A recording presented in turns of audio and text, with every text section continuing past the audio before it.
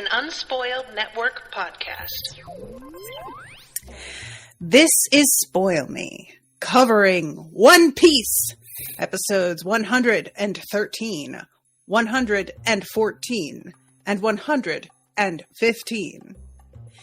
In this episode, Roy is here to steer me through these weird fucking episodes.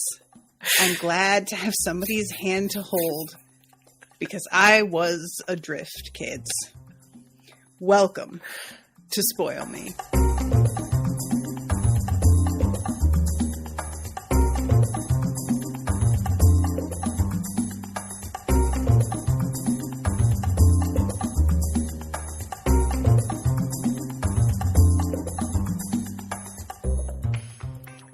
Welcome to the show, everyone. I am Natasha.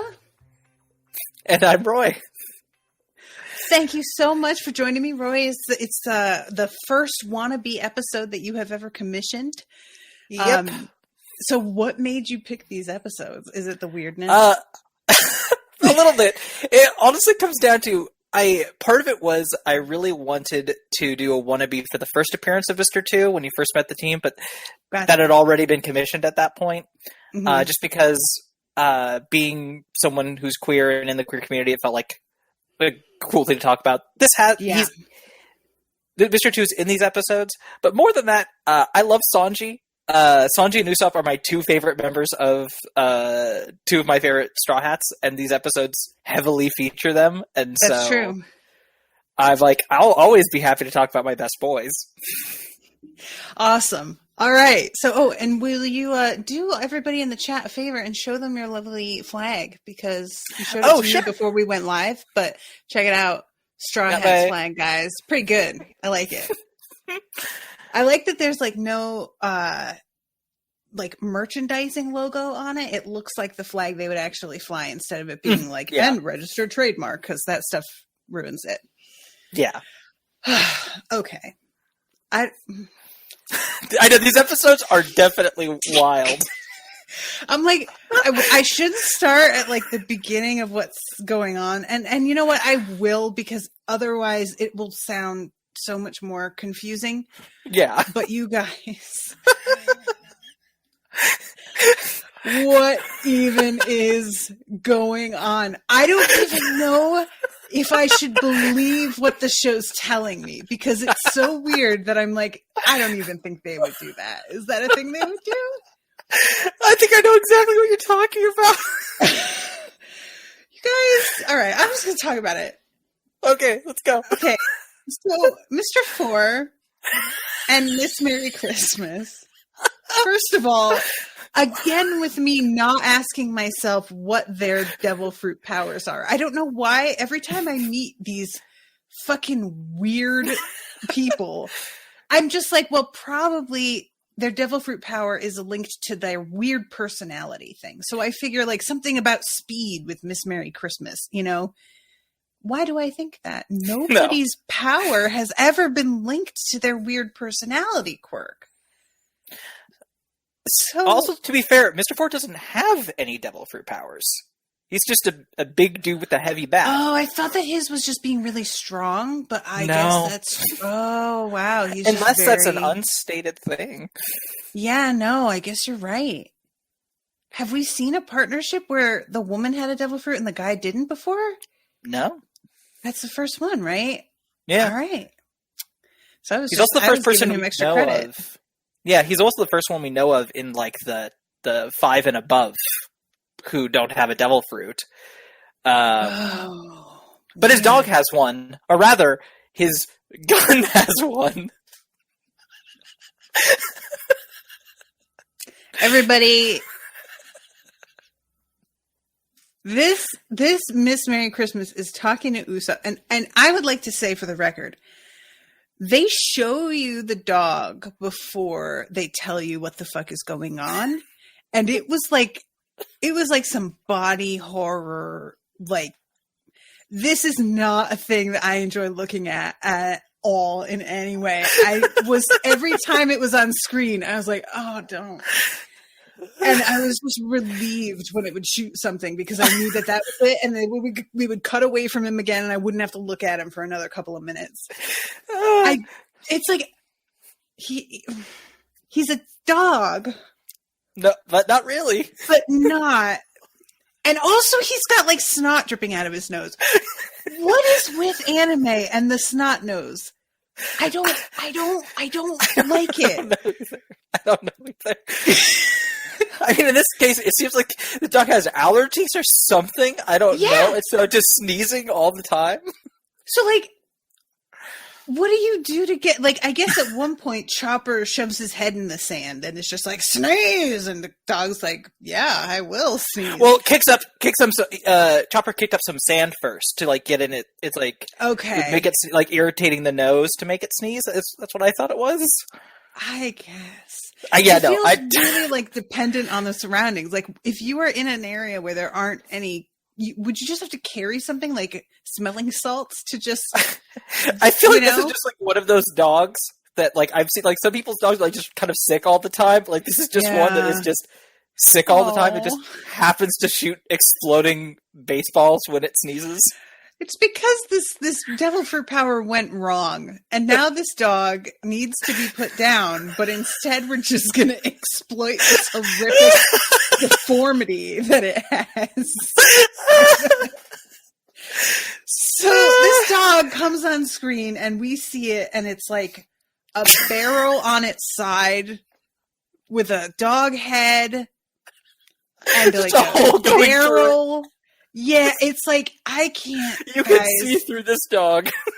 I am gonna find it actually and put the share on for this episode because this thing is truly impossible to describe and not like break my brain.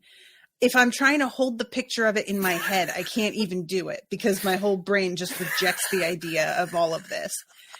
So. It's sitting there, and rightfully, Usopp is like, "What the fuck is that?" Because Usopp just shows up to this scene midway through the fight. No clue what the hell's happening, and Chopper does a horrible job explaining it. Chopper! He's a batter. He's the fourth batter, and his dog is the pitcher, and she's a mole woman. Proceed. That is not enough information, sir.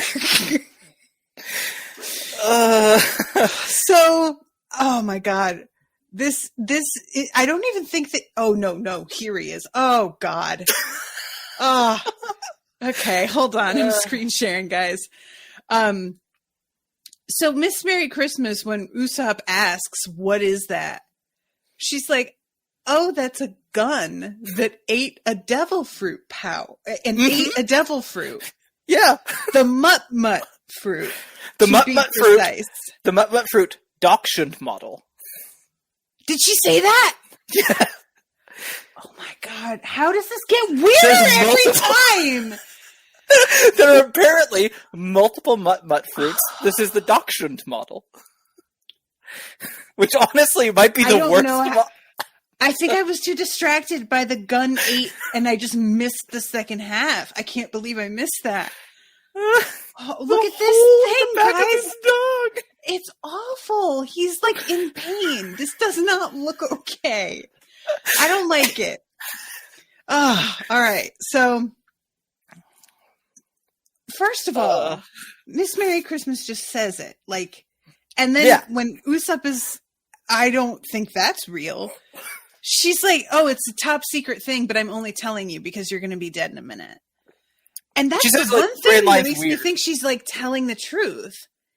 Is she telling the, I know you can't really like tell me.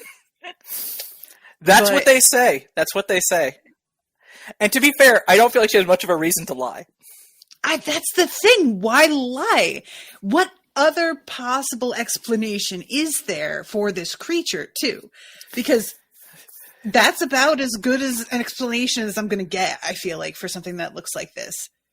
And, like, this is One Piece. This is a fight where a giant guy with a 4-ton bat hits exploding baseballs and a mole woman digs through the sand.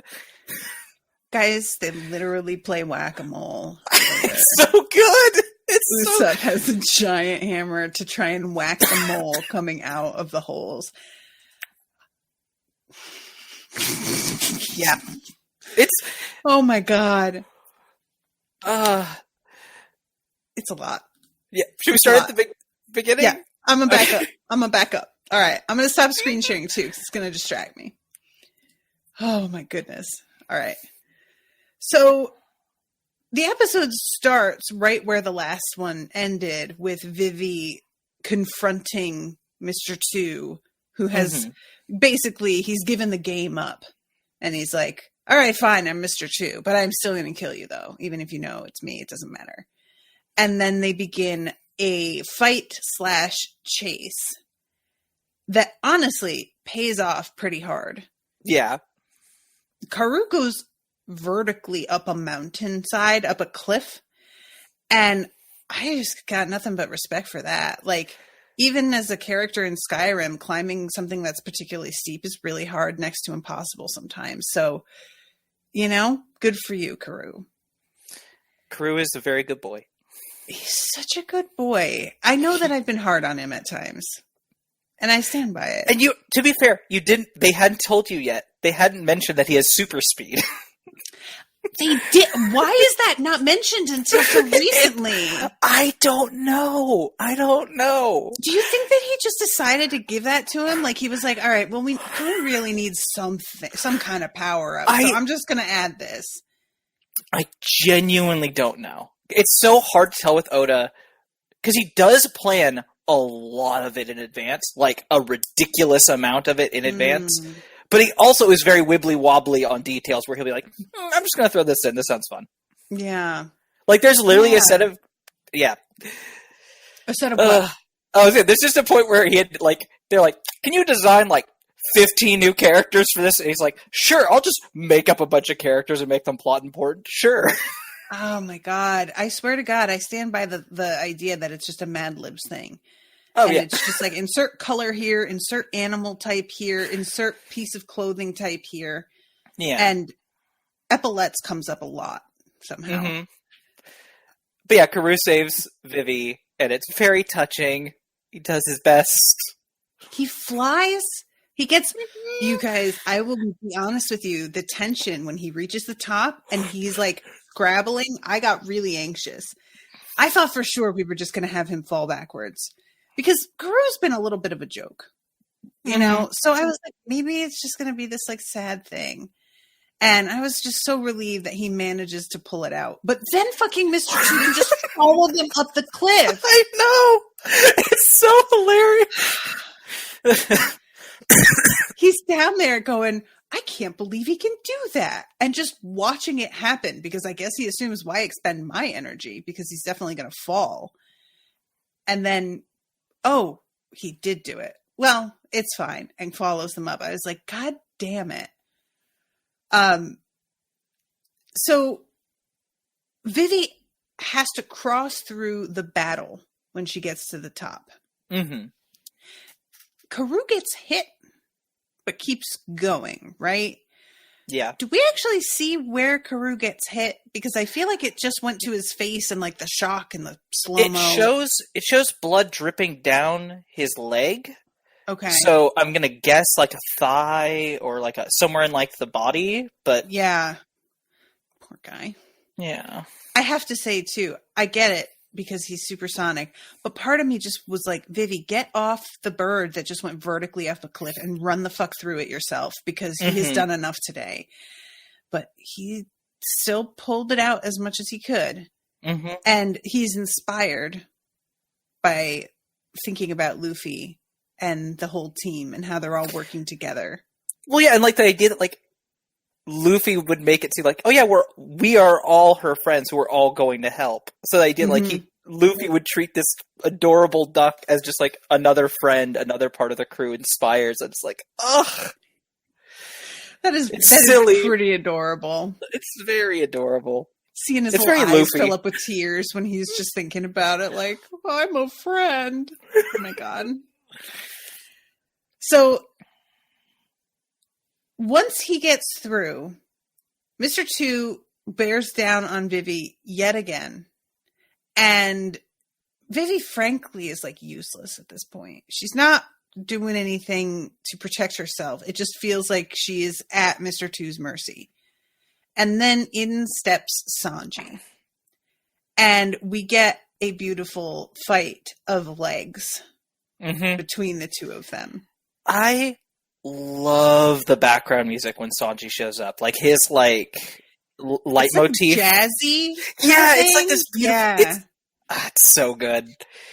The music on the show can be really fun. They'll do weird, like, yeah. they'll do like the little piano music, like we're in a Western sometimes. Mm-hmm.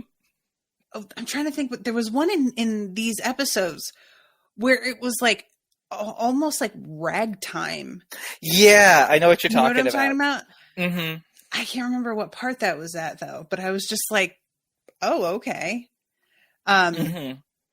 So Sanji steps in and is just like, all right, I am going to take care of this. Oh, and also all the other ducks show up. Well, two of the ducks. Only two. Okay. I thought we only saw two and all the rest were there, but maybe, what are all the rest doing then? I don't know. What are they up to? I don't remember. They're having a cigarette. So Sanji is like, all right, I'm going to take this dude on. And we cut briefly over to Zoro.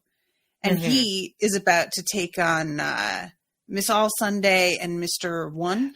Miss Doublefinger and Mr. One. Doublefinger. Which one's Miss All Sunday? She's the cowgirl. She's the hands. Yeah, she's the one with the, like, she can spread her arms. Right. And Doublefinger is a weird Oda thing where he's like, oh, it's January 1st, 1/1, Doublefinger, which is okay, Oda, sure. No one calls it that. You, Oda. That sounds like a sexual thing to me. Well, considering that she's designed as a dominatrix, I mean, right? Yeah, I mean, nobody. Yeah, that's just. I mean, invent stuff if you want. Invent a holiday. Who am I to say? But just say that you're doing that. So Zoro is standing here. They're depending on him to fight, but they are not hiding. Nami, she let me down this episode. She's just like, you can handle it, Zoro. I believe in you. Literally standing on the sidelines with like pom-poms. Not concerned for her own safety at all, because as far as she is concerned, she's not part of this fight, so why worry? Yeah, well, because her thought was like, oh yeah, this is how this works, the tough person fights the tough person. And they're just like, nah, you seem pretty weak. We'll just kill you first. Yeah. And honestly, I'm kind of grateful for that, because that does seem like a thing that even if you don't see somebody as a threat, if the opposition has more people, that's just, they have an advantage inherently, whether or not the people on their side are particularly good fighters. If there's 2 of you and 4 of them, you could be overwhelmed just by sheer numbers. So yeah, you want to cut down on the people. I think a lot of villains are like motivated by kind of ego, so of course they want to take out like the worthy opponent or something. But these two, like I think they said, like, it's just a rule of assassination. You should do this. So like they're kind of just doing way more practical things. Yeah, it's all about like the efficiency of it. Which Mr. I respect. Boring. Yeah, no, he's very practical. He's a bit boring. What are they doing? I thought Mr. One would be so much more interesting. And I mean, like, put him up against Mr. 2? And oh gosh, truly, what are we doing here? Yeah, Mr. 2 is a very interesting to watch character. Yeah, so talk to me about Mr. 2.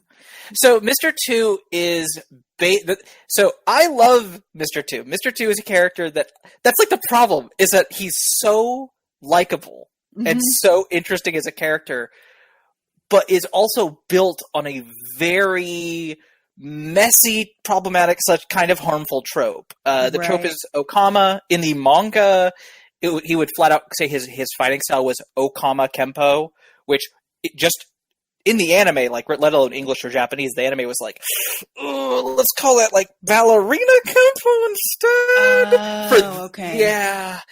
And, so the Okama trope, it comes from a word which means pot. It's a reference to kind of homosexual sex, which I'm like, that's a very weird allusion to that. But it okay. Basically, the Okama trope, it's one of those things where like they wrap up whatever is currently funnier at the moment. The character is either a gay man, a drag queen, or a trans woman. Whatever that is happens to be funnier in this exact moment. Gotcha. And the main thing that makes someone an Okama is a heavy clash between trying to appear feminine, feminine kind of clothes or affectations and things like that, with very masculine physical traits. So, like with Mr. 2 has really hairy legs, right? And they emphasize the hairy legs because it is meant to be a comedic, like, oh look, he wants to be so feminine, but his legs are so hairy. Another common thing with Okama is having really thick facial hair or stubble or things like that, and it's a shitty character archetype. Honestly, it's a thing where like. More recently, like as recently as the last 10 years, it's started to become very unpopular in Japan because people are starting to be like, LGBT culture is starting to get more of a traction. And so it's like, hey, maybe this is mean and we shouldn't do that. But it is, I don't think Oda meant anything bad. He saw this as just a comedic character type and he wanted to put a spin on it. And he put a great character on there. Mr. 2's great. It's unfortunate. And there is points where it's like, I don't know if Mr. 2 would be, is Mr. 2 a gay man? Is Mr. 2 a woman who's trans? Is Mr. 2 non-binary? I don't know. Yeah. And that's just kind of unclear and, yeah. And so I'm mostly fine with Mr. 2. But it is just a sign that Oda is willing to dig into harmful tropes, harmful queer tropes for a joke. Yeah. That I don't particularly care for. Yeah. Yeah, it's remarkable to me how, like you said, he is so likable. When he showed up, because of like the initial, the joke of it, I was like, oh no, what is this going to be like? And then he was delightful, like so much of the time. And occasionally they have to get in like we're going to slow pan up over his legs, or we're going to have people call him a freak, or, but then, thanks for that, Sanji. He's over here like, right. Then he's over here just being like, I'm so fun, and why do I have to work with you unfun people? And I'm like, that is a valid question because Mr. 1 blows. So I like want him to turn a corner and become a Straw Hat. I really do. So the way I think about it is I think of Mr. 2 kind of like sometimes like American media will use like the trope of like, like the really flamboyant gay guy, like that kind of, and like that's kind of an not great trope with not great origins, but you can make a great character with that. And you can make a character like queer audiences will still like, even if they're all at the same time being like, I don't like that you pulled on those tropes, but also that is a fun character that I very like them. Yeah. Have you watched Community? Yes. The Dean? I remember the episode where they have to like, they try to make him say that he's just gay, and he's like, but that's not even part of it, even really. And oh god, god, that's just a mood for me now. it's like, are you gay? I'm like, I mean, yes, but yes, asterisk, yes, comma, ellipses. So okay, all right. So getting back to what's actually going on here. Sanji shows up to fight, and it's great. Yes. Oh my god, I love the fight between the two of them with just their shins would have to be killing at this point, right? It's just fucking like shin to shin, full speed repeatedly. I could not take it. I can't. Like, I did a kickboxing class a few months back when the gyms were still open. I guess it's more than a few months, actually, now that I think about it. And you kick, and you're meant to like kick with your shin forward instead of trying to land with your foot against the target. Your shin is supposed to hit the target. Yeah, because it's a much harder. Right. And it's a padded bag. And I did it like 4 times and was ready to tap out because it hurt so bad. And it was just like, it was basically a giant pillow. So if I had to go up against somebody's actual leg, I don't see it. Yeah, like it's like I'm just thinking like it's like headbutting someone like forehead to forehead. Yes. It's like that, like 2 extremely hard bones with not a lot of fat in the way. Just I know it works. People do it, and it's a thing that works, but I can't understand it. That like pain. I know it's got to be like there's a particular spot you hit, and the whole like I know there's a technique, but I just see myself like getting into a position where there's no other option and trying that, and I just break my own nose, and the other person is like, "What the fuck?" You know, you got blood on me. I do no damage to them at all. So we get a bit of the Sanji Mr. 2 fight. What was after the? Well, Nami gets dragged away. Oh, I'm just gonna finish with that. Yeah, by the way, they're like, fuck it, we're gonna go after Nami. Yeah, and the whole thing with like Miss Merry Christmas and Mr. 4 begins with just Chopper, and the Chopper's ground starts to like, the ground's like collapsing around him, and he's like, "What is happening?" I thought this was going to be Crocodile because he can control sand. Mm-hmm. So I'm figuring he's making another like quicksand pit. And I was surprised that Crocodile would bother with Chopper. And then it turns out he would not. And then Mr. 4, like Beyonce starting a show, like ascends out of the ground. With like, and then Miss Merry Christmas like, and now our number 4 batter. I had no understanding of what was going on because, again, I am thinking they have to go together somehow. Well, they don't go together in like aesthetics, but tactically, like they're a team up that makes sense. Like he's slow but powerful. She is someone who can control the battlefield and force people into situations where they get hit by him. Yeah, like either of them are probably not that strong on their own, but as a duo for a team up, they make sense because she organizes them into being a really deadly pair. Right. Even though she's like berating him. Oh yeah, constantly. She's terrible. She's so awful. I really hate her. I really hate her. I was glad she was underground mostly, so I didn't have to fucking hear her. So Chopper is dealing with these two, and then Sanji, right before he left to go deal with Mr. 2, had told Usopp, go over there and help. Mm-hmm. And Usopp is... in these 3 episodes, he comes really close to just bailing more than one time. Mm-hmm. This is not definitely far from my favorite Usopp moment, but I generally enjoy this kind of fight for him. It's kind of reminiscent of the Arlong arc. Yeah, fight I was he thinking had, that. Yeah, definitely. with like the same kind of general structure, but it's kind of a team up thing. He and Chopper get to work together, which is cool because Chopper is also very smart. Yeah. And it's a very technical kind of fight, which fits Usopp, except he gets the shit kicked out of him. He gets just absolutely... Usopp would be dead like a million times over at the end of this trio of episodes. Like, he starts off having had his ass kicked, first of all. I love, too, that he has had his ass kicked, and Sanji just doesn't even give that a moment's thought, and it's just like, all right, here's your next assignment. And Usopp is like, but... And Sanji just walks off, and it's like, I don't know, figure it out. If I wanted to be charitable, I would say Sanji's like, listen, we're all fighting, we're all getting the shit kicked out of us today. You have stuff to do. Get in line, yeah. Yeah.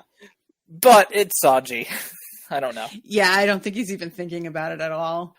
I love the boy, but yeah, he could be a dick sometimes. Usopp is a tank in the RPG. You're right, Florian. Yeah, he just can take abuse. Like, wow, it's his only superpower. Yeah, that's his superpower. Is he can just take so much damage. God, that's kind of what I'm doing with my Skyrim character. Is I've just put their health up really high. I'm so anxious that it's really freeing to be able to play a character that can just bulldoze through an area because everybody's trying to shoot at me and kill me, but I have so much health that, all right, keep trying to kill me. And I appreciate Usopp for that, actually, now that I stop and think about it. We're kindred spirits on that in video game, not in life at all. But yeah, he runs up. Chopper badly explains what's happening. Oh my God. I had seen the beginning of what was happening and still was like, what do you mean? And this is when we get the first look at what's going on. First of all, they like get into a fight with each other that Miss Merry Christmas has to be like, excuse me, we're fighting you. You don't fight each other right now. Just do that later, please. And she does her like mole transformation for the first time. And Usopp calls her a penguin. Honestly, like her transformation isn't awesome. I mean, a mole. I mean, of all the devil fruits to get, I'm like not like, oh yeah, I would love the one that like turns me part mole. That sounds great. Yeah. I mean, I guess you could like get work because you could do like excavation and stuff. Especially because this is clearly a universe of cartoon physics where you can just dig a hole and you don't have to worry about where the dirt was displaced. I guess it just doesn't exist anymore. And nothing really like caves in unless there was a bomb placed or something. And especially like in the desert, if you're a digger. Yeah, you think sand. Yeah, that would be good. No, this is. Oh, you're talking about to make holes and stuff. Yeah, that would not work. I'm thinking about like digging for water. Oh, you know that would be super useful. Yeah, yeah, especially in the drought. But yeah, you couldn't really do tunnels in sand. Actually, fair. But yeah, she dug a whole network of tunnels that they're hiding in, and then they have the dog sneeze out exploding baseballs. That not only do you have to dodge those, but then you have to dodge Mr. 4 hitting them at you. So I'm watching this and I'm like, this is a weird type of power anyway. What, like, this feels like it would be sort of easy to get around. And then Chopper explains to Usopp that the baseballs are super heavy. They're like wrecking ball weight. Which made me think, why did they even explode? Shouldn't the threat just be being hit by a baseball the weight of a wrecking ball? There's so much. Also, like, if they're that heavy, then that dog's filled with multiple. Or does he make them in his body? I don't know. It's also, they call him a gun, but the fact that, like, the baseball thing clearly has nothing to do with being adoptioned, which makes me think it must have just been a rocket launcher or something like that shot exploding baseballs, and then so now dogs, so it sneezes them, is my thought, but I don't know that. Is it the dachshund thing because we just need a long barrel? I think that's the joke, is it's a long barrel. Oh my God. So I'm going to say that this dog solidifies these like in his body like a calcification. It's like a giant kidney stone. Yeah, let's say that. I hate it. So this dog is so disturbing to me. Every time that this show has an animal that like partakes in the fighting, I get so upset by it. And this to be fair, the dog doesn't get, but the dog doesn't get hurt really. No, the most they do is make it sneeze at them. He is hurt. He is hurt though. He doesn't have to be hurt again because look at him. This is so funny because I saw this arc when I was like, I think like 13, 14 for the first time. And so I was just like, oh yeah, it's a dachshund, it's a gun, whatever, okay. So I still have that like built in, like, this is just a thing in One Piece, sure. And so you coming in to be like, this is a horror, this is like body horror. I'm laughing because I'm like, you're not wrong. It just doesn't faze me. It's like his bones underneath are like metal, but covered with fur. This is also like, again, like this is a cartoony universe where like Usopp's nose is like long nose because it's a Pinocchio joke, but also that's his real nose. That's a bone. Yeah. In his body. Or the bone stops like part way and it's just got a lot of cartilage. Well, there's that point in this, or yeah, it might be cartilage. But like there's that point when he gets his head smashed and it shows the X-ray. Okay, kids, just those of you who want to try this at home, don't do that. You will die. And it shows his nose as part of his X-ray. Yeah. Is this the first time they've done the X-ray thing? I think so. It's pretty effective. They also do that. Oh gosh, don't they do like a leg breaking at some point in these episodes? Maybe not. I don't remember. But yeah, no. The thing. So I thought we were going to have to talk about the Usopp head shatter thing. Which is like you've brought up the thing with the Igaram and Pell last episode, like them surviving their deaths, which I like. It doesn't super bother me, but I understand being bothered by it because it feels like especially at this part in One Piece, you kind of reach a point where like, does anyone ever die? Yeah. Unless it's a flashback.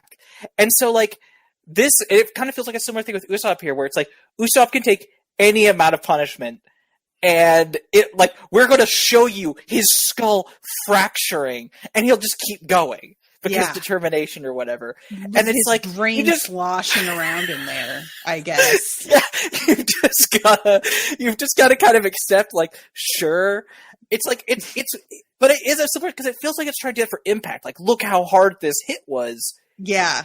But that's like a physical thing no that effect. Can happen. So why it's like they're trying to be like, well, like not really, but it felt like this is what happened. You know what I mean? Like if he were to tell you, he would think his brain was fractured in several places. Skull. Maybe. I could see that. Yeah. Maybe. Yeah. Yeah. Especially, okay, I started a new book today on the recommendation of somebody called Atomic Habits. And watching this today, the book Atomic Habits begins with this guy telling the story of in like high school, a kid is up to bat, takes a massive swing. The bat flies out of his hand and slams between this dude's eyes. And he winds up having to be like airlifted to a better hospital because he is completely going out of it. And the slow recovery. And at one point they have him blow his nose to see like if the airflow is free. And when he does it, his eyeball pops out. Oh, yeah. So this moment with Usopp had an extra edge for me today because I had just finished reading that section. I was like, oh God, it just, No. I'm trying to think about things that happened in the early-ish part of the fight. Let's see. I'm still like in the first episode when Usopp is starting to like understand what's actually he's up against here. So let me jump into the next one. There's that moment in that early part where Chopper transforms in front of them to dodge one of the baseballs. Right. And they're like, oh, we just thought you were a weird big hairy man. I couldn't believe that. Yeah. Well, Miss Merry Christmas is like, we just thought you were a person. And I was like, why did you think that? He was walking around on all fours. But the thing is, she says, oh, you're a Zoan type 2. What is that? So I'm missing a lot of her dialogue this time, I think. So he ate the human fruit. She ate the mole fruit. The gun ate the mud fruit. There are devil fruits, which you eat them, and then you can turn into that thing, and you can also kind of turn to a half-ish way. Because Chopper has like when he's little tiny, and he has like full reindeer, and he has man. Right. And so that's the type that what is it called again? Zoan. Zoan. Okay. Noted. Yeah, she mentions it, and it's just like, oh yeah, because she's a mole person. He's a reindeer who ate a human one. Yeah, so he's a person reindeer. He's a person reindeer. Person goes first yes, because that's what you turn into, right? Okay.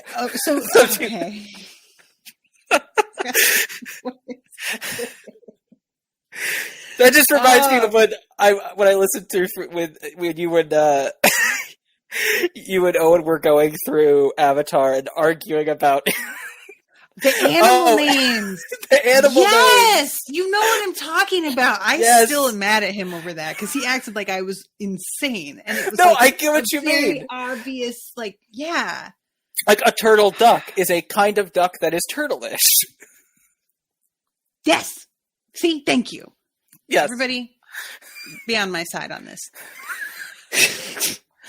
Man, and then Avatar. We had a lot of weird arguments when we covered Avatar. That was so interesting to go through. Oh yeah. So second episode, which is entirely this fight with no cutaways, I don't think. No. I kept waiting to go back to Sanji or waiting to see what was going on with Vivi, and we never go back. I thought that there would at least be very last part of the episode. Doesn't happen. It's just completely Usopp and these guys and Chopper. Yeah, so once Usopp figures out what's going on, he decides to pull some Usopp tricks. Oh my god. I love it so much. This whole fight, I really like this fight. It's not one of my top favorites, but I really enjoy it because it's so funny. It's a very comedy-heavy fight. Usopp comes out, guys, with a sledgehammer roughly the size of 2 bathtubs flipped together, you know what I mean? With the word 5T written on the side in Which big letters. I truly didn't understand what the T meant. I didn't even realize it was for tons. I was like, is that a different unit of measurement that Japan uses or something? I don't think I've ever seen 5-ton hammer. I don't think I've ever seen anyone abbreviate tons to T. But then again, I don't think I've ever seen anyone abbreviate tons because it's 4 letters long. Yeah. Yeah. We have to fit it on this hammer. Yeah, that's never happened, I guess. So he comes out and he does this whole thing in the tunnels. Yeah. Where he hypes himself. He's his own hype man. And Chopper is falling for it? Because Chopper is smart, but he's also very gullible. Oh my god. Chopper's really I guess that's there's a thing in the earlier episode. The ones that were going to be taken in by that con man with the golden apple, right? It was those two. Fucking Chopper. Chopper is so and so he instantly believes everything Usopp's saying about he took out all of the Brokeworks agents all by himself. Bless him. So yeah, he's it was all me. And then something about how he's called Usopp the Destroyer. Yeah. Or something. And I command 8,000 men, which honestly, that's an improvement over his 20 million or whatever he said the first time. He's downsizing the lies to something more reasonable. Yeah, so okay. I feel that still he felt up on speech right there a little bit. Yeah, that still felt like a moment where he pushed the lie too far. I couldn't tell how much because the mole woman does seem to buy it as well at first, but it's she's buying it because like me watching it, I have no better explanation for how he's doing this. So I guess what he's saying has to be true because she thinks he's actually got this hammer and he uses it and takes a pretty hefty hit at Mr. Four and sends him down. And I guess Mr. Four, that makes sense now thinking about it, that he doesn't have any devil fruit powers because he goes down to this, what turns out to just be a frying pan.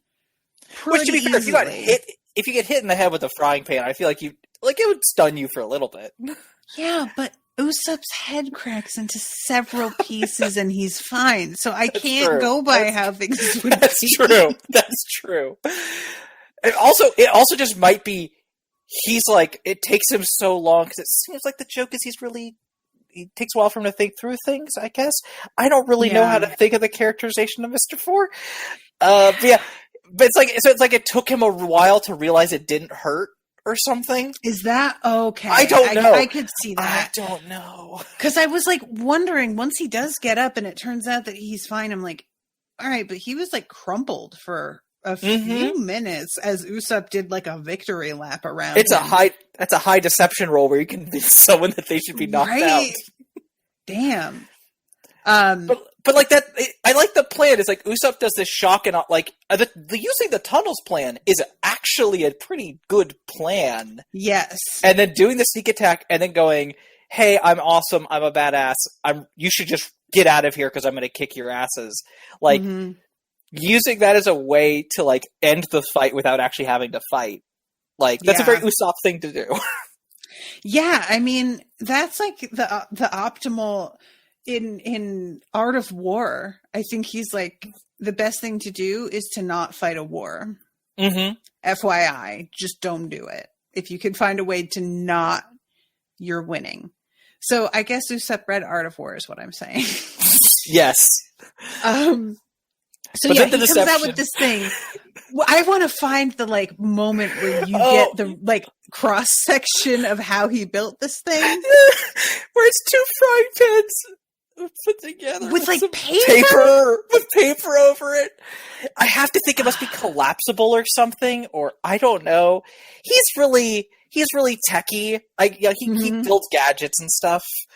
I'm willing to accept Hammer Space exists. And he just hid it somewhere. I'm looking at it here, and I'm just like, it's all like Japanese characters, but they went very intricate with all of the detailing on it, which is pretty fun.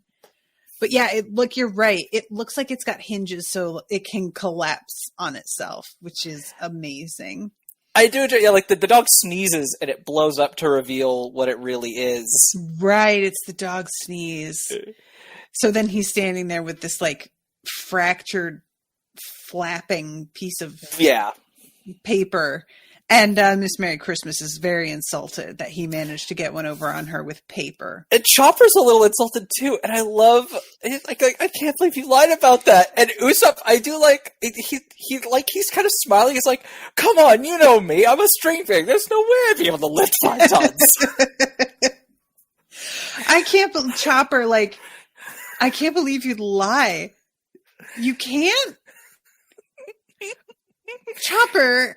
Have you met Usopp? He hasn't been on the crew that long, but yeah. You don't need to be. Usopp lies like reflexively. It's not even. But Chopper buys them all. Yeah, I guess. Oh, that's true. Because we do see him like telling. Because nobody contradicts him. He's on the ship at one point telling Chopper some fucking ridiculous story was, but something absurd. And Chopper's just like, wow. And everybody is right there and just kind of rolling their eyes, but they're not saying, you know, that didn't happen, right? Or why are you lying to our friend? Yeah.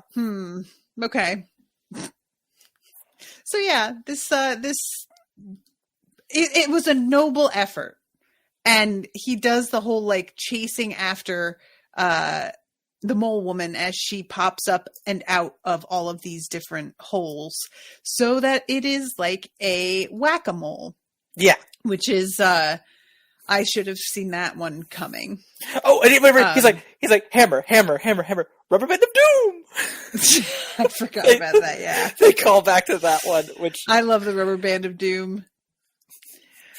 Oh, and he has, the moment too where, or no, it's the next episode because he has a moment here where he's like thinking about what's at stake with Vivi and Luffy and all of that.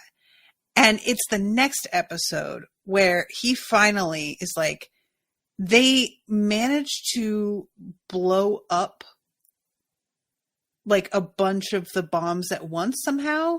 So that was Chopper's. So like that's what Chopper. I think while Usopp's getting the shit kicked out of him, because once his plan is seen through, Merry Christmas.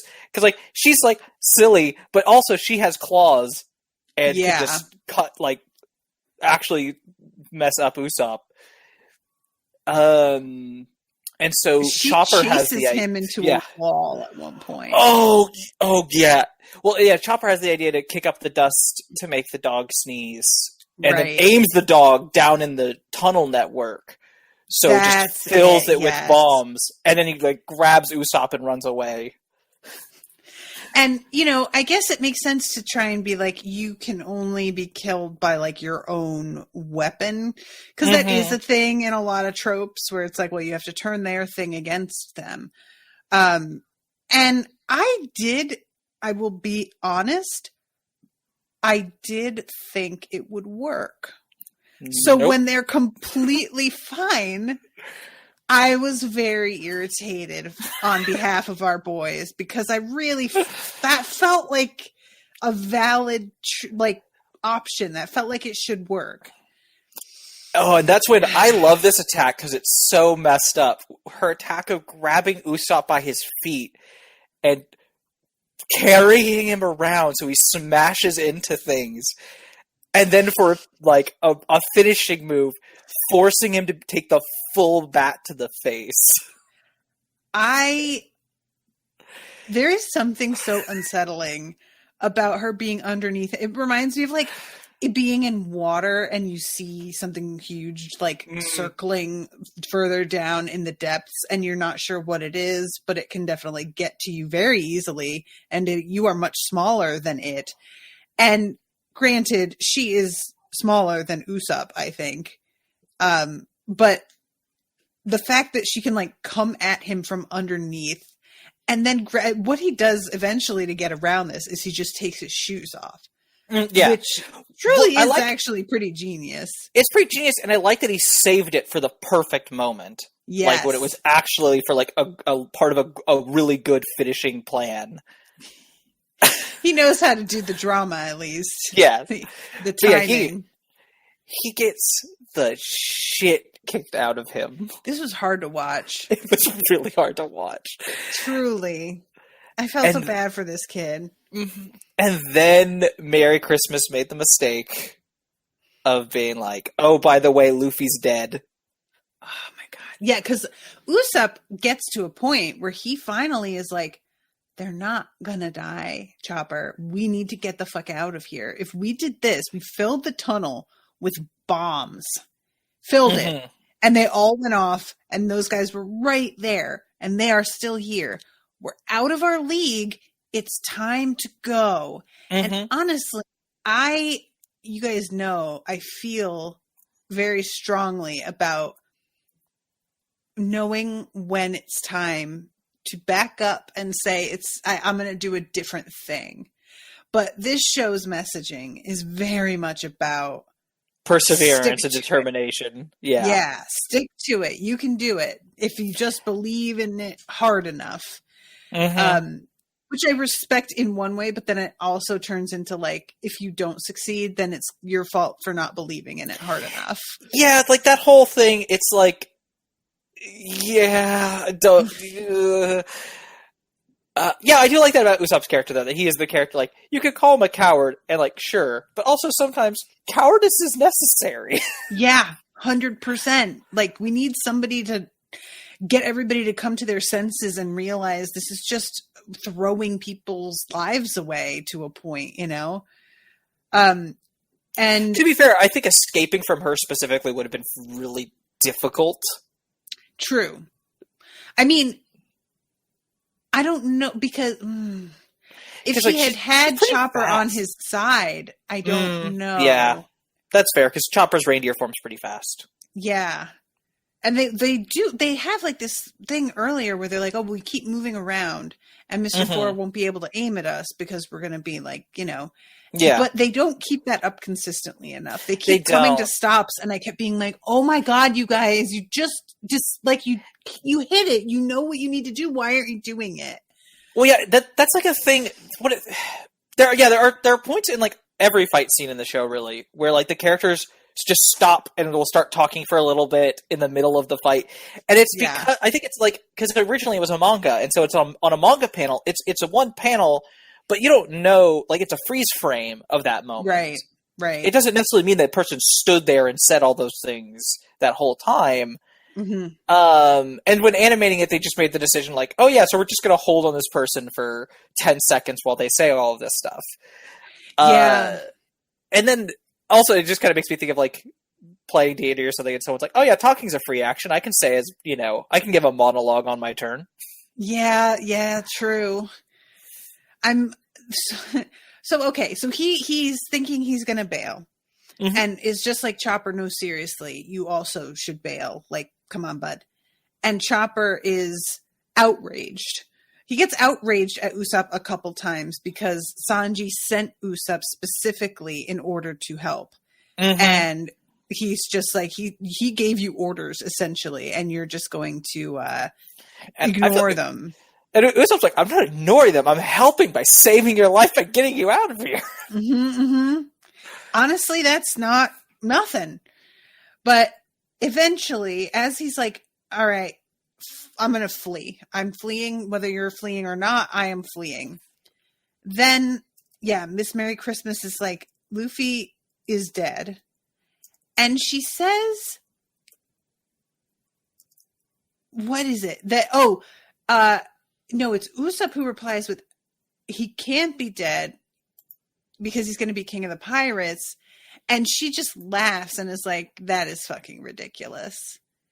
And Usopp sees red. This is the thing that makes him go, I am going to fight you now. And this is another thing that I find relatable about Usopp. If I'm at a restaurant and I need salt, I can't ask for it because it's not that important.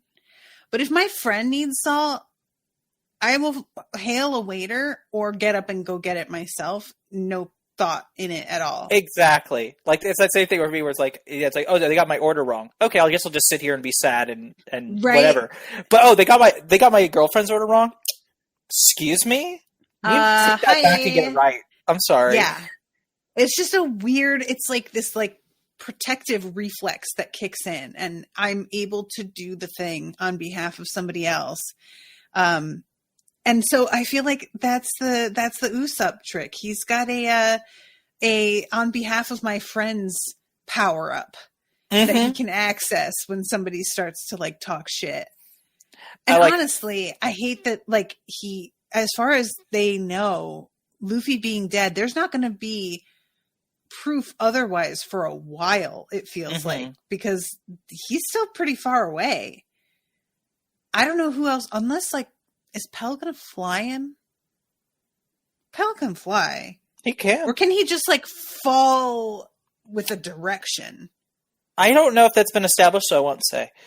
Okay. Florian did say in the chat, I love it when somebody else says that Luffy is going, other than Luffy says that Luffy's going to be king of the pirates. I do also really like when his friends are like, no, screw you. That's just like for me, I think the biggest moment like that, and I don't really like Zoro that much, but for me, like, Zoro had like one of the best moments of that when he... To you. Listen, okay. I'm about to cut you out of this. I'm about to just like boot you. Hold on. Where's the button? Can't you say that to me, to my face? I understand the appeal on an intellectual level. I just don't like. I'm here for Sanji and Usopp. Zoro's like, Zoro's exists, but he had that great moment in the Barati arc where he like pledged to Luffy as Luffy as being the next king of the pirates, like he'll never lose or whatever, and that was like a really emotional. That's true. I like it. The rare moments when Zoro gets emotional, which do not happen very, very often. It's one of the things I like about, like, if I had to summarize, like, why I like Sanji, one of the reasons is, like, when he smiles, it's like the sun has just come out on a cloudy day. It's just beautiful. All right, you know what? Now that you brought this up, Mr. 2 decides to try a technique of turning into Sanji's friends to keep him from being able to fight. And he turns into Usopp, and Sanji kicks him in the face without even fucking... Like, it's almost like that makes him want to kick him more. Well, he's like, are you an idiot? I know you're not Usopp. I sent Usopp over that way. I'm not that... You're not going to fool me just because you look like him. And you're he's still wearing your own clothes. You're still wearing your own clothes. And just he's like, you know what? That's a good point. That's just... Like, it's good to know that you're so determined, even if I looked like, say, Nami. I love this so much. He turns into Nami, and he's like, not even looking at... Sanji's like behind him, and he's got his head turned away, but turns into her, and Sanji turns into Heart Eyes Drooling Boy, and then back into himself, and Sanji's immediately recovered. Mm-hmm. And then turns back into her, and then finally when he turns around, he sees, and Sanji can't help himself. He can't, oh my God, Sanji, get a grip, dude. I can't remember if it was last episode or the episode before, you talked about what made Sanji kind of more tolerable with his, like, women chasing thing for you was that, like, the women are never like Nami's never like, ugh, you need to stop this. I don't like, I don't like this kind of thing. And I definitely see it for me, because, like, characters like that are, like, especially a lot of shonen anime like this one have characters like that.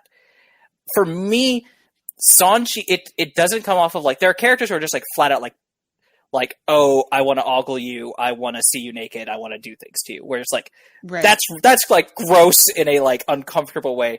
Sanji just feels like he's a romantic. Like, he is in love with Nami. He thinks she's the most beautiful woman in the world. And it's a very superficial love, but it's a very, like, he's being honest. There's nothing like, he's just like, you're gorgeous. Oh my, I'll do anything for you. And, like, listen, I love every time she does anything, and he's like, even when she's mad, she's beautiful. Even when she's yelling at me, she's beautiful. Even when she's sick and dying, she's beautiful. I'm just like, honestly, I wish Owen carried this energy a little bit more. I was going to say, like, listen, it's so hard to find a good guy, and if there's a guy who's, like, reacts like that to every woman, like, honestly, if you do that to me, you've got me. Mm-hmm. Yeah, I'm sold. It's a way to my heart is abject worship. Just saying, everybody.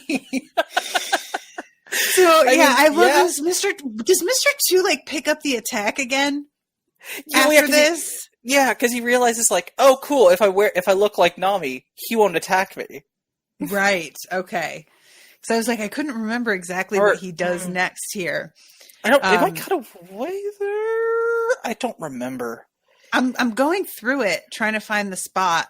Oh my God. I keep forgetting just how long Usopp goes getting his ass kicked. It takes like, so long. Yeah, I'm like almost halfway through the third episode, and he's still being carried on his feet with missing teeth, and his nose is all like bent up. I really enjoy the bent up nose. I find that hilarious. It's funny, but it's also like, I feel so bad for him. I know. We have the Sanji. We have a little bit of the Sanji Mr. 2 fight. Oh, right. Okay. Mr. 2 reveals that he's also a chef. And so it's like a chef versus chef fight. I thought for sure we were going to get like a cooking fight as well. I really wanted that. I think that I was just a little bit sad that we never had that filler episode where Sanji goes up against that chef that carries the ladle in her teeth. Oh, mm-hmm. That was such good stuff, guys. And I still like, I understand why it's not relevant to the main plot, and I don't blame you for not commissioning it. But I remain sad that was that the same didn't get time as to Daddy talk the about Father, it. or was that a different? It was Daddy the Father, like the episode after that. I can't remember. What's Daddy the Father? You were freaking out about it. It was like, what was Usopp fought a sniper who like was my who God, like knew Usopp's right. dad, whose name was Daddy the Father, which was this just. How did I forget about that? Because there's too much. That's why. Because that's One Piece. One Piece is just my hard drive is overloaded. There's that, and there's the Vivi scene in the third episode too. Right. She gets to Chaka. Yeah, she gets seen by a bunch of guards who are all like yelling at her. This is one of those moments again where it's like, clearly we're going to stretch this out to fill time a little bit because every guard in the scene gets a chance to tell her to like turn back and go away before she so much as lifts her head to show them who she is. And I was just like, can we just, they're going to react when they see it's her. Can we just get to that part, please? You gotta stretch it out. You gotta fill up the time. You don't. Oh my God. This is why, so not all anime are done like this, and a couple other anime were done in that way where it is every single week there is a new episode of this show. And that leads to this super slow pacing a lot of the time. Yeah. There's other shows that I think do end up being, like, both in animation and pacing terms, so much better because they just wait and they're like, let's do 26 episodes as one season. And then we'll just wait until there's enough to do another season. Right. Yeah, I mean... Instead of endless like, production.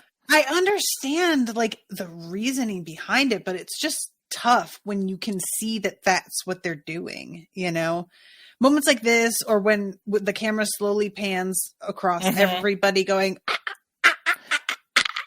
And I'm just like... I mean, it also just, like, the animation isn't, like, good, that great looking most of the time. It sometimes looks okay, but it's pretty cheap. Yeah. There's actually... there's a bunch of One Piece movies, and one of them is a movie that is just this entire arc in one movie, so it has better animation. Oh shit! But it's like trying to tell this arc, just Alabasta, like while they're on Alabasta. It's like an hour and 20 minutes, and I'm like, it is so rushed and badly paced, but it looks pretty. Oh man! Yeah, like imagine like from when they land on the island to whenever this is going to end, upcoming, all of that squeezed into an hour and 20 minutes. Yeah, that's like, how many One Piece movies are there? There are a bunch. That's the only one that's a recap movie, I believe, which is a thing anime does sometimes. Because it's like, oh, cool, we can use a feature film budget to reanimate this. The other ones are original. One of them was directed by Mamoru Hosoda, who's the guy who did, I don't know if you've heard of Summer Wars, or he's done a bunch of like really critically acclaimed movies. He just came out with a new one like the last couple of weeks. Visionary director. I've not seen that one. None of those ones have been dubbed. They're all sub only. The only dubbed one is the recap movie for this arc, and a couple later movies because it's like, oh, these are new. We're going to put them in theaters and dub them. But Funimation didn't go back and dub the other ones. But I've heard the one he directed, that one is like super dark. Like, really fucking dark. Like a mind control. This show can weirdly get dark for like a second, and I'm like, where did that come from? Imagine how it, like, so I was one of those kids, I grew up with the 4Kids Saturday morning cartoon version of this show to start with. And then they lost the license. This is the last arc they ever did. Oh, really?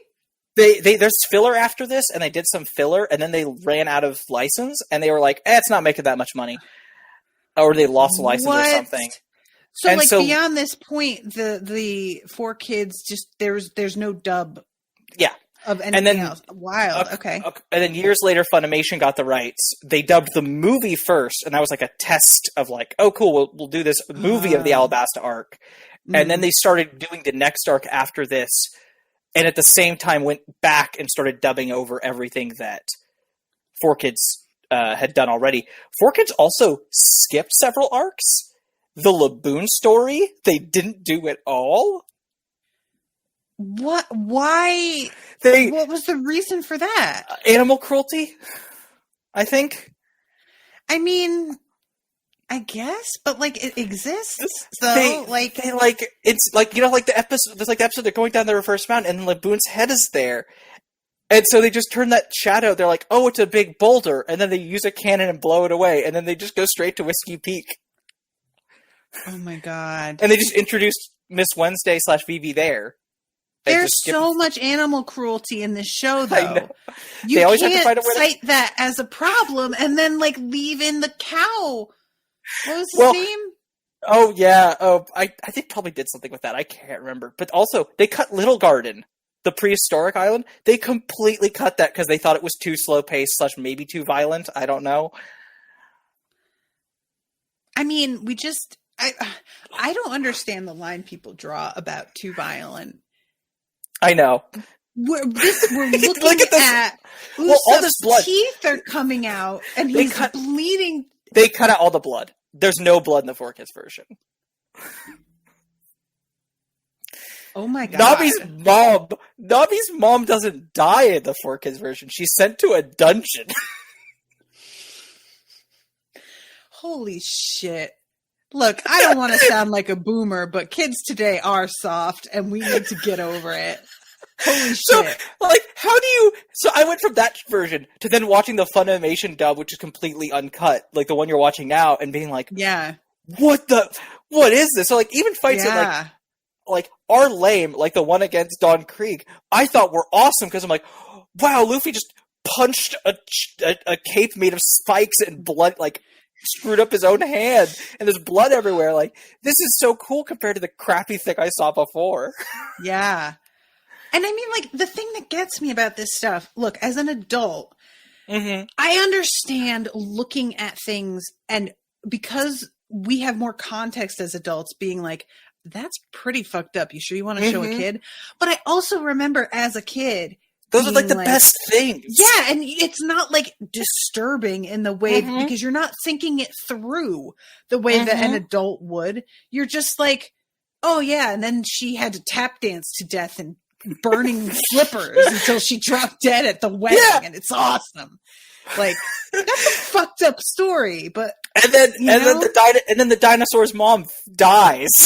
Right? Honestly, I found certain types of animation more upsetting than storylines because it would be just sort of weird and creepy, and it would get under my skin a little bit. So I just think people are forgetting. If they stopped and thought about the way they reacted to certain stories as a kid, they'd remember that it's not the kids don't come at shit the same way adults do. It's just not the same experience at all. That's so sad. I mean, I get it to a degree. If look, Sanji having his cigarette cut, I think it's stupid. Yeah. But I do understand that seeming cool is the thing everybody's going for at a certain age, and not wanting to influence them with it. I get it. But some of it just the one that everyone points to is the silliest censorship was in one of the first episodes when that guy holds a gun to Kobe's head. Helmeppo holds a gun up to Kobe's head. It's changed into this weird Kids Next Door-esque, it's like a hammer on one side of his head, and it goes over his head. It's another hammer on the other side of his head. So he pulls the trigger. Wait a minute. Ma'am, I'm sorry. We are going to have to back this up, and you're going to have to explain to me. Are you saying that they changed it from a gunshot to crushing somebody's head between two hammers because that was better than a gunshot? Oh, no, wait. So I'm sorry. It's just a big hammer on a spring. I'm sorry. It's a big hammer on a spring. It's been ages since I've seen this. Oh, gosh. Where is a hammer on... Where's the... Oh, so is the head of the hammer on the spring attached to the handle? So that head of it is bouncing? I just sent it to you over Discord. Okay, I'm looking at it. Oh my god. What is that? I don't know. That doesn't even look like a hammer. That looks like something from some sci-fi movie where you oh my god, the lollipop too. The Don Krieg's dart he shot that got stuck in Luffy's skin, or they became just suction cups, and they were poison suction cups. Can't have blood. You can't have blood. You can't have death. And I don't know how you tell One Piece without blood and death. Those are kind of... It's a silly cartoon world, but it's a silly cartoon world where a fish man will show up and kill your mom. Right? Yeah. And see, this is the kind of thing that makes things matter too. If Nami's mom was alive somewhere. Yeah. which is never referenced again. They just changed it. Of course like, not, she's because in a they dungeon. can't just like invent an episode where there's like. So yeah, you just let Nami like sail off into the sunset, leaving her mother in a dungeon. Is that what is happening? And we're still supposed to be like, "Good for you, girl." What? Okay. Oh my god. Sorry. All right. This is a big digression. I apologize. No, it's fine. I mean, there's so much filler in these 3 episodes, though, That's that like the we three talked we about can the fight do. a lot of it. You know? Yeah, that we are able to do all 3 episodes in one thing, just because there's not. Yeah. It's mostly just this one fight and a couple Usopp getting his ass kicked repeatedly. Well, we could talk. I guess the way he pulls it out in the end, which is I think really good teamwork between him and Chopper, is him jumping out of his shoes. Right. Chopper using horn point, which he hasn't shown off before from his Rumble Ball. Right. I forgot about the Rumble Ball thing too. I really enjoy that. Carrying Merry Christmas up in the air. And then Usopp does a smoke star to obscure the area. And then he imitates her voice doing the name of the special move. So Mr. Four's like, oh, okay, time to swing the bat and hit with the special move. And he just hits her right in the face and sends her flying. I mean, again, going after them with their own weapons seems like a good idea, but I'm not sure how much that I can trust that this actually worked this time either. Temporarily, yes. And then they took out Mr. Four with the tied rubber bands to Usopp or to Chopper's horns, and then pulled a hammer back. Pulled a hammer back and get out. I like teaming those 2 characters up because Chopper's strong-ish from what we've seen, but he's not he's definitely no Zoro or Sanji or Luffy. No, not at all. He doesn't go looking for fights. He's always scared of it the way that Usopp can be. So putting those 2 together, I felt like was a really smart tag team move, and they're both very intelligent and crafty and can, work together on that kind of thing. I don't know. I think it's a decent fight. I really do enjoy, too, at the end when Chopper's like, we have to get a doctor, and finally Usopp's like, that's you. Oh, right. I know. I mean, that's it feels like Chopper has a lot of self-confidence issues, and so he's not used to thinking of himself as the doctor. Because everybody who ever mentored him was fucking abusive and horrifying. I know. I feel so bad for that poor boy. I just want to one thing that we didn't talk about again with Mr. 2 is that when he's trying to throw Sanji off, he's like, I'm going to make the most ridiculous face that you've ever seen. Yes! So that you just fall over laughing. The copy montage. Mr. 2 turns around with an almost completely unchanged face. And the show goes dead silent and stock still to the point that I picked my remote up and was like, did something just happen? Same. It's like a full, probably 5 seconds, which is a long time in that moment. It's a big pause. And then finally, close up on Mr. 2's face, and he's starting to sweat, snot coming out of his nose with the snot thing. I feel like I'm missing the message they're trying to send with snot sometimes. It feels like in that moment, it's supposed to be scared. Like when you're scared, you get snot nose like this. I don't know. I was wanting it to be a tear as he realized I don't look any different. Oh no. And the only difference is just that was 80% your face. The only difference was Usopp's nose. I know. You know what? I'm sorry, but that's a real lack of imagination because we have had a Buggy the Clown on this show, and I feel like we all know. Mr. 2 hasn't seen Buggy the Clown as far as we know, so... I mean, that's what I mean, though. It's no imagination. You can't think of anything. Although, I guess... That he happens to have seen out in the world. Can he turn into something just because he imagines it? He has to have touched the person with his left hand, I think. One of his hands. And then he touches his power is he touches one cheek with one hand to transform, and then the other hand on the other cheek to turn back. Right. I forgot about that. Okay. He has rules to his shape-shifting. Mm-hmm. But it is new. This wasn't mentioned. He can just use certain parts from different people. Yeah, that's kind of cool. That is I neat. would enjoy that. Like, I could touch all of these different supermodels and then just assemble the hottest woman alive. That sounds pretty cool. Same. Just You like give a that power- transformer. You give that power to a trans woman, and we're going to use it for what Right? honestly we deserve. I love that.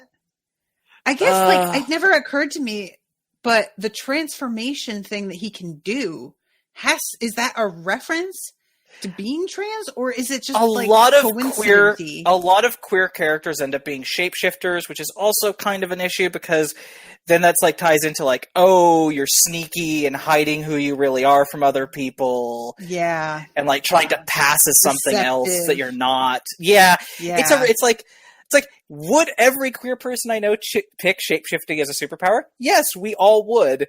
But that's mean of you to assume that about us.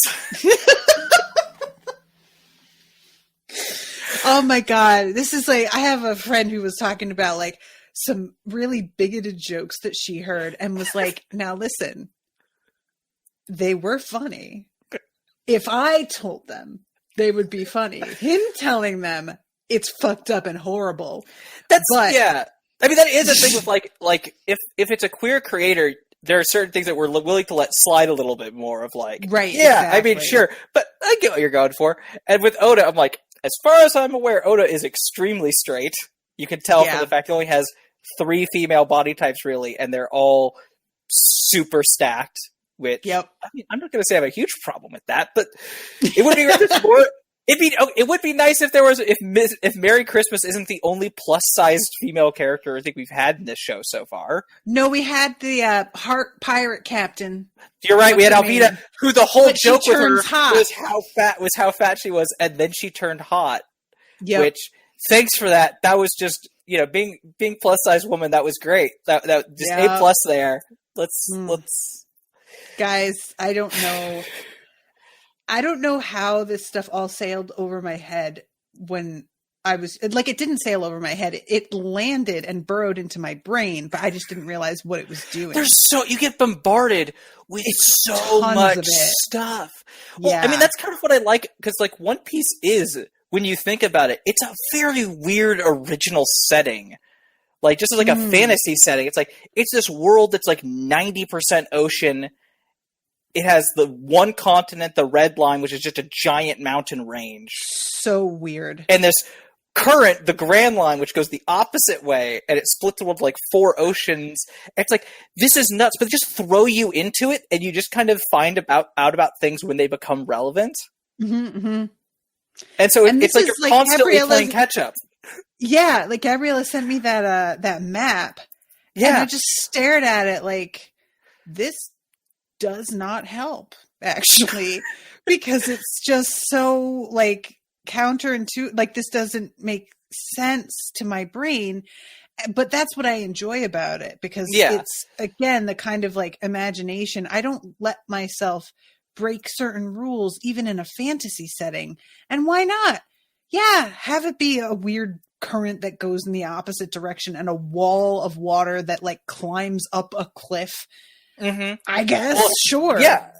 And then you have, like, in the Grand Line, it's like, oh yeah, because of weird magnetism, the weather's really weird and hard to predict. And then the idea, like, the different islands that, like, like Drum Kingdom is a winter island. So it's winter basically all the time, has its 4 seasons, but its 4 seasons are winter, winter, winter, spring, winter, summer, and winter, fall. Right. And that because there's 16 seasons on the Grand Line between different islands, it's like, that's just so weird and creative. Like, I have to... Like, what's the difference between Drum Kingdom in the summer and Alabasta in the winter? Like, these... I would... Like, if you were going to pick one of them... Drum Kingdom 150%. Right? Yeah. I love the cold. I'm Snow Miser. I am, like, I love the cold as long as I don't have to go do anything. So, like, now as a podcaster who works from home, the cold is great. But I have to fucking commute, like, literally kill me. I have a night job. I walk 30 minutes to and from work. And it is at the coldest time, at evening and the early morning, and so these days it's like freezing cold. Oh no. Yeah, brutal. And you have to have like layers, and then you have all this stuff. That's the thing that's the toughest for me about winter, is that you can't just step outside to get the mail. Like, you got to put things on. It's all this like extra steps before you can go into the world. And in summer, you can just walk on out there, and it's great. So you're free. But I do like the coziness. So, there's that. I think the only thing we haven't covered is the Vivi thing. You mentioned every guard stopping her on the way. Right. But then she gets to Chaka. What are you thinking about what that was? I don't know. Because they're talking around it. Destroy the palace. Oh, did they say that flat out? Okay, yeah. Yeah. She's like, you have to destroy the palace. And everybody's like, you can't do this. The palace has stood for like, did they say like 11,000 years? They said 4,000 years, I think. 4,000, which is still like insane. Yeah. Alabasta is an old kingdom. Yeah. And Chaka thinks about the king saying, even if the palace has to be destroyed, that's not what's important. The people are the kingdom, which is basically exactly what Vivi is saying here. And it takes a minute. And finally, Chaka is like, yeah, all right, we're going to do it. But I have no idea what purpose that's going to serve. We'll have to find out in future episodes. But I know you're not the biggest Vivi fan. I don't love her, but I like her fine. I enjoy her as a character. And I do enjoy the idea, like, I think old stuff is cool, but at the same time, like, I don't think old stuff like that is worth human beings' lives. And so the idea of a ruler who's like, I don't care if we lose, like, this priceless, palace, if it means the citizens of the country are okay and safe. Like, that is a price that we should be 100% willing to pay and not even think about it. Like, that is, like, I think it's like, again, I think you talked about this last week, the whole, like, some monarchs are good, actually. It's like, yeah. I have such not a hard all time monarchs. Yeah, exactly. Hashtag not all monarchs. Which is funny because One Piece is generally very anti-power structure and anti-monarch. It's like it's like this like one thing like, well, some of them are good. It's like they're almost trying, like, it's not that Vivi is taking over a kingdom, taking it from somebody. No. She's returning to her place. But they almost seem to want to frame it as taking it from the Baroque Works people, even though they don't actually have it yet. So they don't have it yet, but they've infiltrated it heavily. They've been like politically maneuvering it in all these ways. But nobody is aware of that. Yeah. Except for her, you know what I mean? So it doesn't have the optics from the outside of her freeing everybody from... For them, it's like, our princess disappeared for a while, and she just showed back up and is saying all these things in the middle of this conflict, and like, hey, why aren't you helping us with the rebels? Standing and waving her arms around, going, no, don't, come back. Yeah. Girl. I understand why that's an issue for you. It wasn't a huge issue for me, but I understand your argument on that point. I know, I mean, that's fair. The reason that it's such an issue for me is just that, like, everything that we did to get here felt like it was coming to that point. So I was really waiting for her to do something like major somehow. And because she has been working so hard for this for so long, I think I expected her to have a better plan in place, that she would have been thinking over and over, how am I going to handle this? Didn't the Baroque Works people like interfere by like firing cannons to stir up dust, or am I completely making that up in my mind? I cannot remember. Firing cannons to stir up dust. Like, so they couldn't see Vivi. Yeah, because they couldn't see her. They just rode past her. They didn't even see there was someone standing there. I didn't realize, because there's a guy who like fires, and he's like, "Oh, so and sorry, my hand slipped." Yeah, so sorry, my hand slipped, and he's Baroque Works tattoo to show you that. Yeah, the idea of that was if Koza had seen her there, he would have been like, "Oh, hey, what the fuck is up?" And he might have like investigated. And so by firing that and stirring up a smoke cloud, Oh, okay. I thought it was They like, we're going to completely fire hid. first and we're going to get the battle started because otherwise there might still be room to negotiate. And we can't let them negotiate.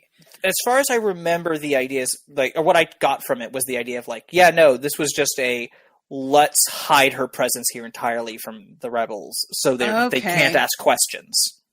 Well, I resent the fact that she put herself in a position where that was so easy to do. Just climb some stairs, girl. She is forgetting over and over again that the army as well as the rebels have been infiltrated. Right, true, that too. Yeah. She should be more aware of that. That's totally fair. I'm not saying Vivi's especially intelligent. I'm saying I like her fight as a character. Yeah, no, that's fair.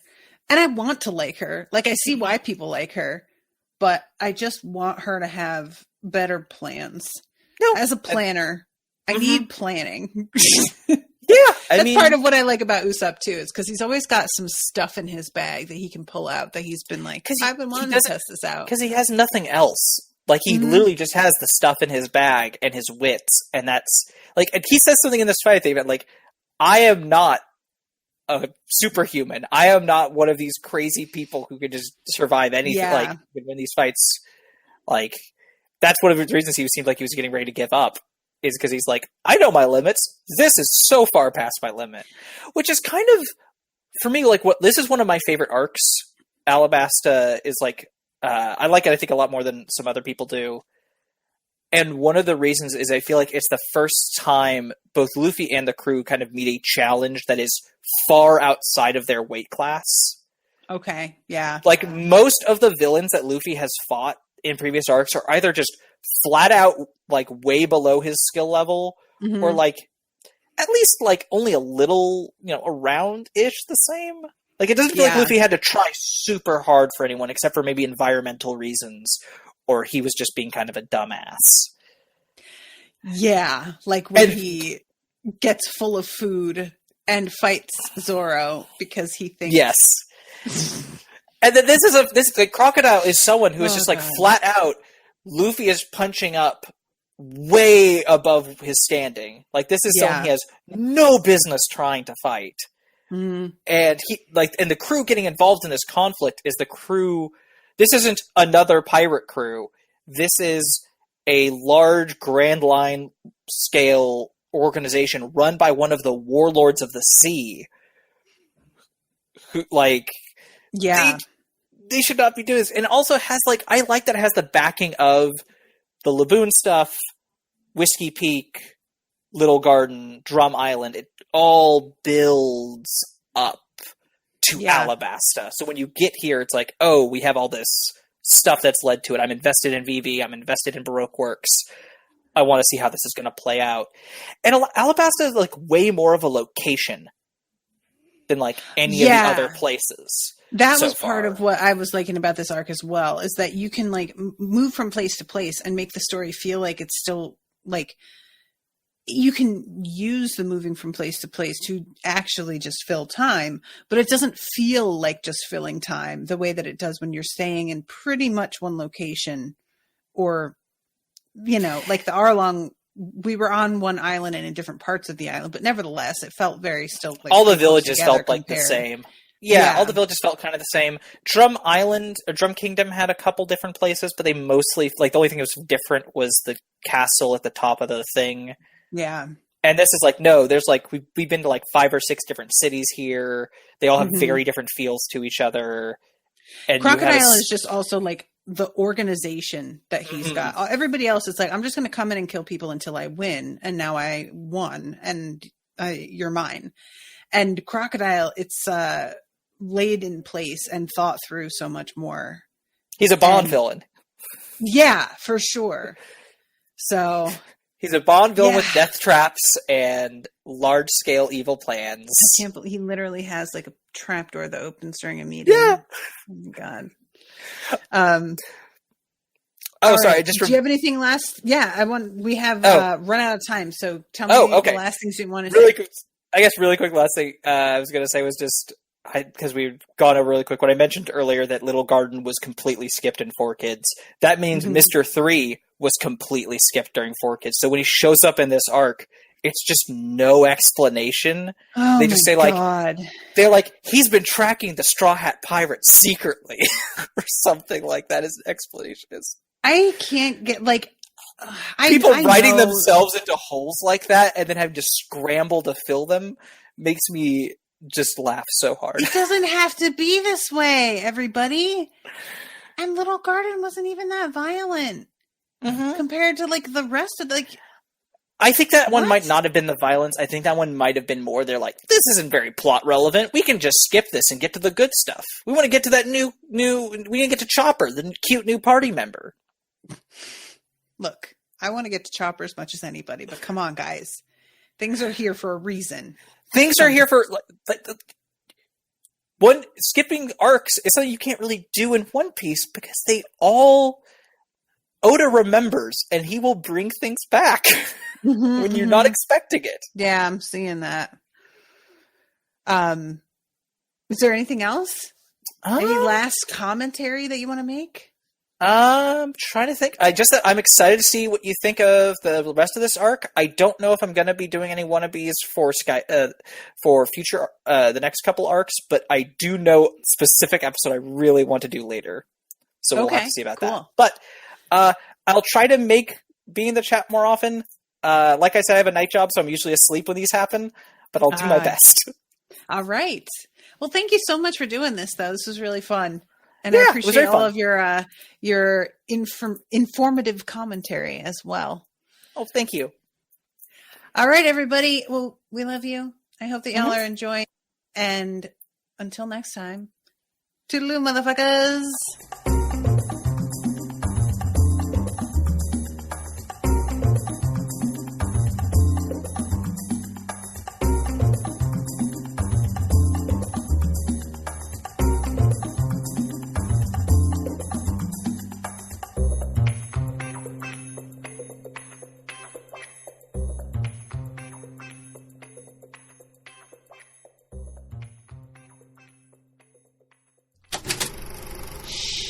That was an Unspoiled Network podcast.